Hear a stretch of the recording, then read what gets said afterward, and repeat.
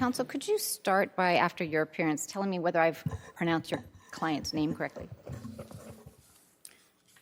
Yes, Your Honor. May it please the court. I believe it's Jesse Chavez Echeverria. Okay, good. Thank you. And my name is Elizabeth Daly. I'm representing Mr. Chavez Echeverria, and I'd like to reserve 3 minutes for rebuttal, if that's okay with the court. You bet. The crux of the disagreement in this case is not about which categorical approach applies, but how to define the attempted use of physical force for purposes of the Guidelines Force Clause. Linehan resolved that question by holding that the Force Clause incorporates the same substantial step standard applicable to federal inchoate attempt and generic attempt. Because Oregon's test is broader, there is no match. The government's position is that Linehan adopted a broader model penal code-based standard for a substantial step. I don't find that in the opinion.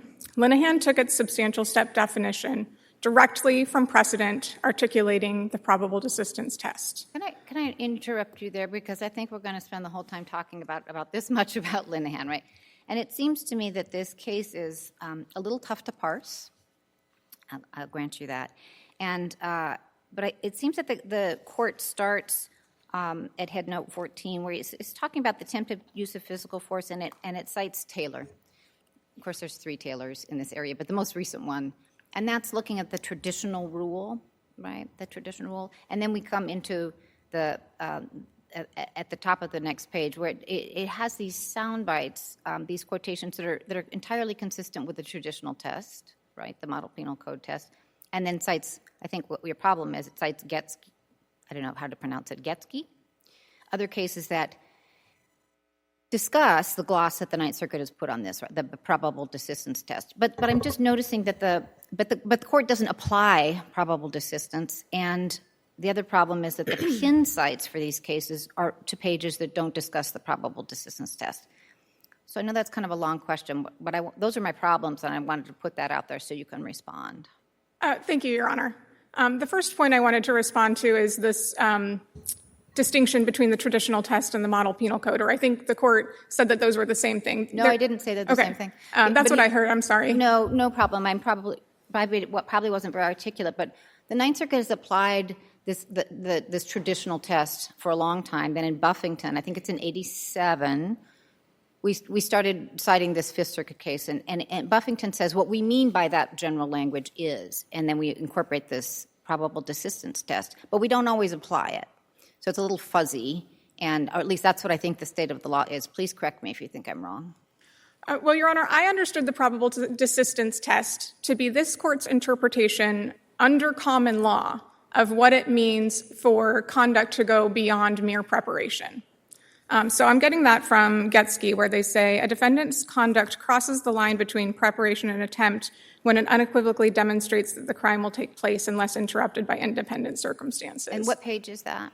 I do not have a pinpoint cite on that. I'm not trying to be difficult. No, I think it's from the pages that the Linehan opinion doesn't adopt. That's my problem. Right, and so the question is, did Linehan adopt some sort of like higher level, more general definition of a substantial step and not drill down into the probable desistance? Or does it, and this is, I think, a variant of the question Judge Kristen was asking you.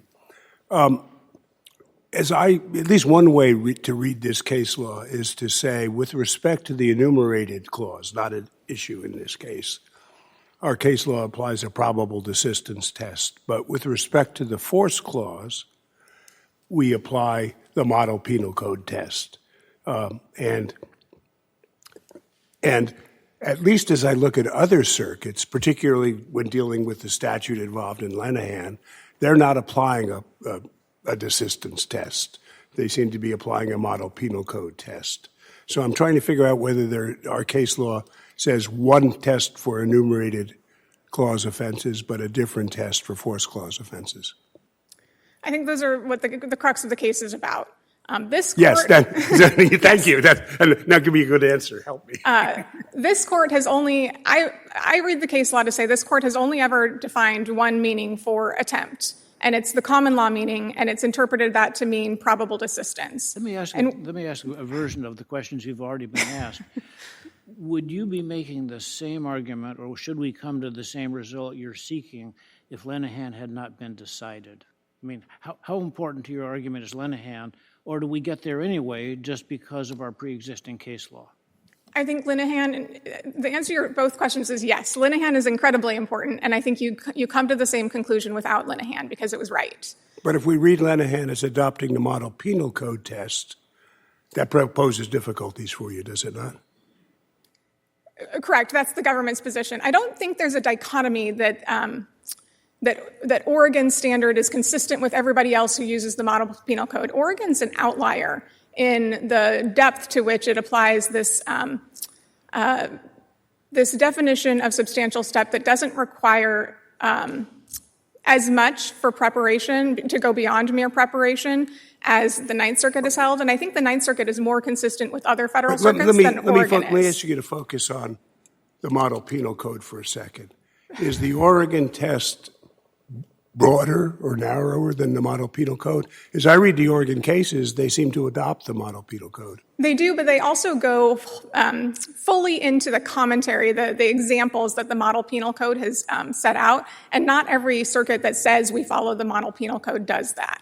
I want to go back to what the force clause means independently of Linehan, because the force clause didn't give us a definition of attempted use. And when there's no definition provided, we assume that Congress meant what it said, the common law definition of the term at the time.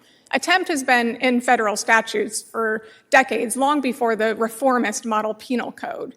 So I feel like it's an incorrect view of the law to say that everybody uses the model penal code except for the Ninth Circuit. Well, I think the Ninth is Circuit's probable desistance test is the common law test. I'm sorry. Is there a difference between an attempted offense, a crime, and the attempted use of force, which by itself is not a crime? I'm having some concern that reading our interpretation of the word attempt in connection with an offense is different than what we ought to be doing when we're talking about the use of force. Well, I think that does drill down to which categorical approach we're applying. Taylor said that an attempted use of physical force means a substantial step towards the use of force, but it said we're not going to define what's helpfully, we're not going to define that for you. And Linehan does, right? Linehan tells us we're going to look at these cases, and as Judge Kristen pointed out, there were pinpoints to the definition of substantial step there, but this court has only ever said substantial step means one thing, and that's probable desistance. There's no case law that says it doesn't include that. That's where I want to push back on you a little bit. I understand the confusion that comes out of the citations and prior cases, but right after that, Judge Bress says, and that means what substantial step means is what the model penal code says. I disagree. That language, the sum verification that the government has latched onto and said that's in accordance with the model penal code, the only jurisdictions that use that language are Oregon and the Ninth Circuit. No, but forget what jurisdictions use it. Doesn't Judge Bress say that's the test in Linehan?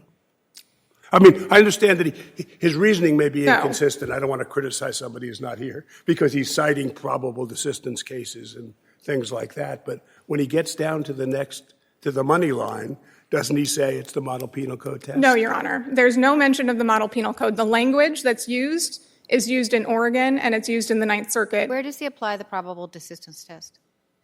Your Honor, Linehan does not discuss the probable desistance. We'll concede that. Okay, but probable desistance is the definition of what goes beyond mere preparation. That's what this court's case law holds. It would be so odd for him to adopt the probable desistance test and then not apply the probable desistance test.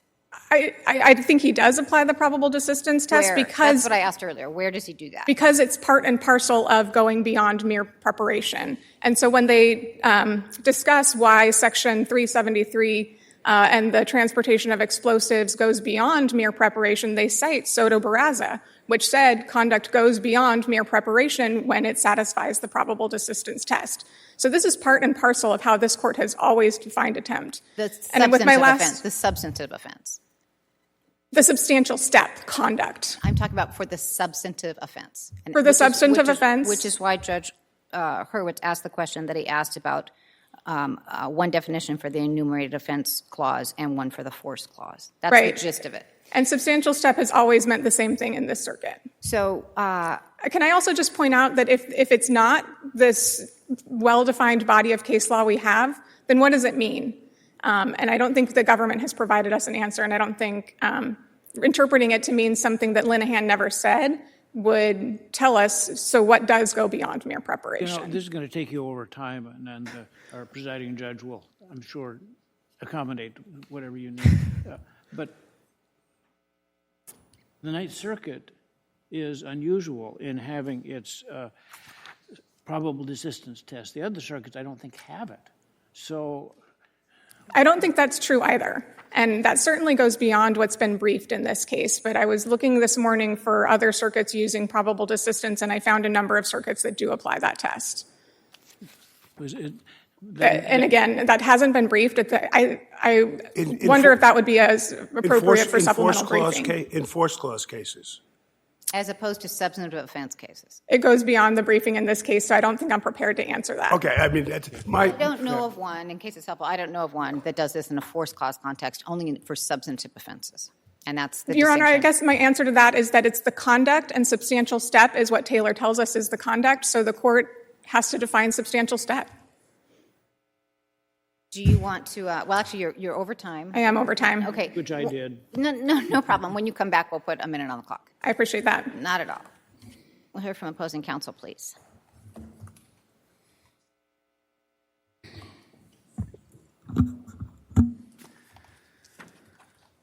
May it please the Court. Suzanne Miles for the United States. I agree with Ms. Daly that Linehan is the key here.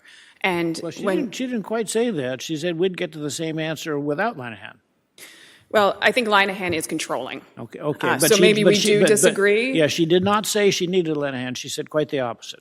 Okay. You I think believe Linehan that. is controlling, so now tell us what Linehan says. So what Linehan says is that this court, under the force clause, this court applies the traditional meaning of attempt, which is the conduct that advances the criminal purpose. In this case, it is conduct that advances the use of physical force and strongly corroborates that purpose. So I care less about the decision, the outcome, and more about, of the Linehan, I mean, and more about the decision tree and making sure that our law is clear it's fair, so people can understand what the rule is.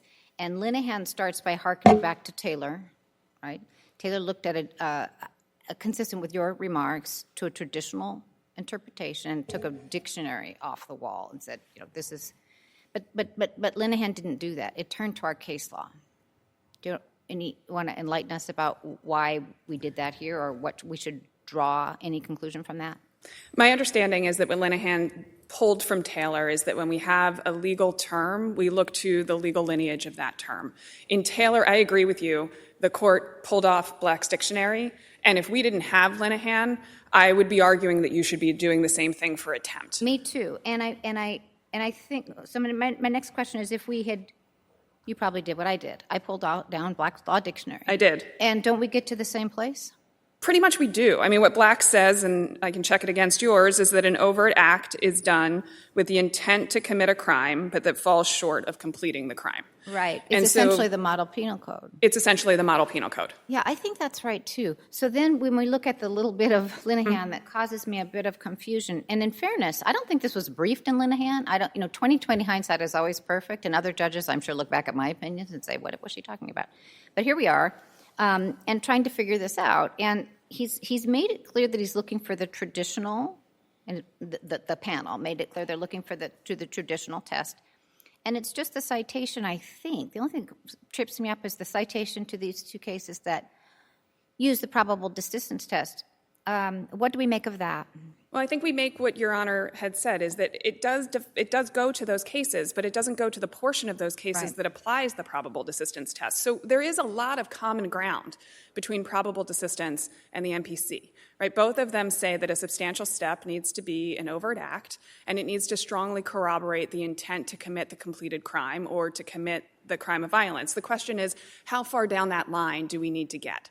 And probable desistance says that the defendant has to do everything in his power. That's what Getz says. That's what Moss says. The defendant has to do everything that's within his power. Did you agree that's not the test in Oregon? That is not the test in Oregon. And, Your Honors, that's not the test really, as you've said, in nearly every other circuit. And we know that when we look at cases like... For this clause, as opposed this to clause. this substantive offense. Yes, Your Honor. I would draw your attention to Garcia Jimenez, in which this court looked at New Jersey's attempt provision, which follows the MPC, and looked at that under the enumerated offense clause and said it's a technical mismatch for Ninth Circuit's federal attempt. But that same attempt provision in New Jersey was looked at by the Third Circuit in a different case, and it matched the Third Circuit's federal generic attempt test. So we know we at least have a disconnect there. So I'm sorry, I feel like you want to ask me a question, and I'm not giving you the chance. I do, okay. but if somebody else wants to go first, No, go right ahead. It's So- so rare that you're not getting your questions in. I know. I'm trying. You've got me under. I've been practicing all You week. got me on my good behavior. I also feel like I'm standing too close to the microphone. You're doing great. Okay. So Yes, we like loud. yeah. Okay, it feels like it's making a hissing sound. let's I don't want to assume be we annoying can't you. figure out what Lenahan says, just for purposes of your question, or that it didn't exist, and we were approaching this given the instructions of the Supreme Court in Taylor. What would the outcome be? I think that the outcome would be that you look to Black's Law Dictionary for what attempt means, what the general legal definition of attempt means, which is to commit some overt act that confirms your criminal intent. I think that's what we should be doing. Lenahan didn't do that, But and I'm not. Oh, excuse me, but it did. But I just interrupted you. Go ahead. But I think it gets us essentially to the same place because, as we said, I think that Black's dictionary essentially it catches the traditional meaning of attempt. And I think we do need to look at what Lenahan did in terms of its holding and how it applied it. Because not only when you look at Lenahan's words and how it gives us the definition of substantial step, it doesn't mention probable desistance. When it applies substantial step to 844D, it does not apply probable desistance, and its outcome is not supportable if you apply probable desistance. 844D says that I need to either send or receive a bomb, an explosive, that is readily detonable with the knowledge that the recipient intends to detonate it and hurt somebody else, or that I intend to detonate it and hurt somebody else. That, while I would admit, is an overt act that shows an indication that I'm intending to engage in physical force. That is not me committing every act that is in my control to achieve physical force, absent my interruption by independent circumstances, which is what probable desistance requires. So you're saying that that Linehan doesn't apply the probable desistance test, and I have to agree with you. But I think you're also saying that had it applied it, the result would have differed. Absolutely. Can you just remind us that the crime in Linehan is solicitation to do what exactly? Solicitation to transfer an explosive with the knowledge or intent that it would be used to kill, injure, or damage property. Okay, And so what was it that stopped the crime from being completed in Lenahan? Well, the completed crime, so I mean, what was it that stopped it? Right. The substantive crime, not the attempt crime. right. So nothing stopped the substantive crime. The crime is complete as soon as I send you a bomb knowing that you're going to use it, or I receive a bomb Without with the it ever intent to blowing use it. up. Without So it that was a blowing up. completed There's crime. no need for it to blow up. Right. So the question And is, it was about solicitation, not about attempt. it's the solicitation to do that, right. And so the question is, once I've acquired this bomb with the intent to blow it up, have I taken all steps within my control to achieve the use of physical force? And this is exactly what was argued in Linehan. The defense's argument in Linehan was all about the probable desistance test and arguing that this statute doesn't meet it. That is what the oral argument focused on, and the court did not apply that test. So Even though it cites the cases using that test. Well, even though it cites some of the cases using that test, because those cases also carry with it the common traditional definition, it just adds this extra component in asking us what a substantial step really means. How much conduct? It's interesting How to me, close? because I was unaware of how Lenahan had been argued. Given that it was argued, it's interesting that Lenahan doesn't even discuss it. I agree. I went back and listened to the argument this morning for that very point. did they brief it in Linehan? Or I just didn't check the argue it? briefing. I listened to the argument, and I didn't check the briefing. I can go back and do that. The opinion reads as though it wasn't really litigated. I agree. Okay, so, but it does tell us, I think helpfully, it gives us very specific pin sites that I think are meaningful. I interrupted you. No, I'm trying to figure out, tell me why the outcome would be different in Lenahan had the probable desistance test been applied. Because acquiring a weapon with the intent to use it to commit physical violence does not require me to have taken every step towards the commission of physical violence. But because the crime was solicitation of the mailing of this stuff, it seems to me the crime would have been complete if he had the knowledge once the solicitation was done. And that's why we have to separate attempt to do the substantive crime, whether you've completed the substantive crime. Here, what we're talking about is, have you used or attempted to use physical force? Have you taken every step you possibly can to use physical force, to complete physical force, to achieve that force? And then some unless some outside act interrupts you. Right. So if I'm just holding the weapon, even though it has the capability of doing it, even if I have the intent to use it for that purpose, but I haven't left my apartment, I haven't gone to my destination, I haven't found my target, there's so many additional steps that a defendant would have to do once they have that bomb, even if they form the intent to actually achieve physical force, that the defendant is still responsible for doing without any additional interruption. And so that's what takes it into achieving the MPC's view of a substantial step, because clearly I've taken an overt act that confirms that I have the intent to do damage, to do force. Counsel, but you're over time. Could you please Oh, wrap I'm up? sorry. That's right. Just if you could wrap up. Can I ask one more Of course, question? yes. I want to, in a way, ask Judge Hurwitz's question again. If the crime at issue in Lenahan was solicitation, why isn't it complete as soon as the solicitation is made, irrespective of what acts may or may not follow? Right.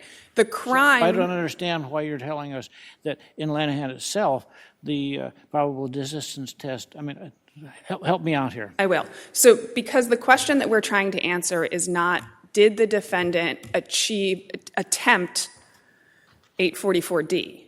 The question is, any defendant who solicits the taking of a bomb, the transport or achievement of a bomb with this intent, do they necessarily use physical force or attempt to use physical force? In the act of soliciting. In the act of soliciting. In completing that crime, can you have that crime complete Without and using ever physical have a lack of intent or a lack of attempt to use physical force? And I think the answer to that is clearly yes.